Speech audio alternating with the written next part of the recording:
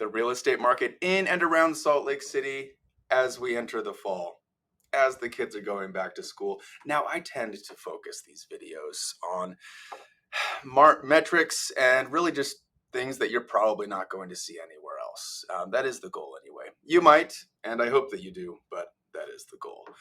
Focusing on supply, demand, metrics for both, putting those two together. What is working?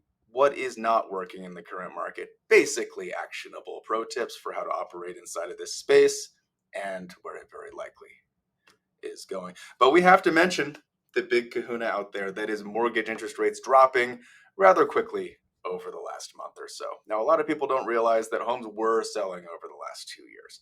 They were selling over the last year, even with rates up in the sevens for 30-year fixed, even with 30-year fixed mortgage rates being around 8%, like close to a year ago, 11 months ago.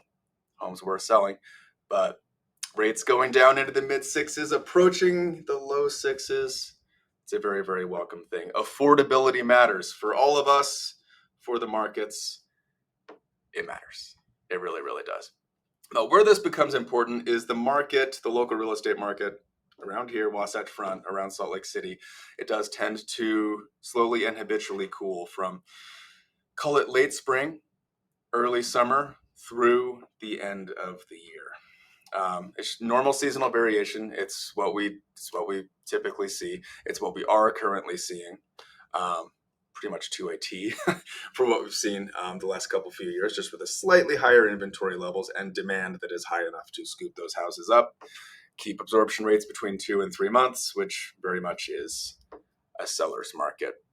Where it's really important, it's tough to say what the inflection point is, but if mortgage interest rates keep going down, it is not an unlikely scenario. I'm not saying this is a call I'm making, but it's not an unlikely scenario that we're going to see a significant market acceleration. Affordability increases much more. We're going to see that acceleration. Maybe the corny way to put that is the spring market of next year, the spring 2025 market, kicking off this coming fall, kicking off this coming early winter. We've seen this before in the recent past, and I think it's very likely that we're going to see that again. So kind of fun, interesting stuff. I think it is very worth following. And of course, if you've had any thoughts of buying and or selling a house, if you're doing both possibly without moving twice, which is the goal for many people, very much would love to talk to you. There's not much time left in this year. And of course, if you're thinking of doing that in 2025 as well, exploratory, of course, totally confidential strategy session. We'd love to do that with you. We'd love to help you. But yeah, anything you need, feel free to reach out. Thanks so much.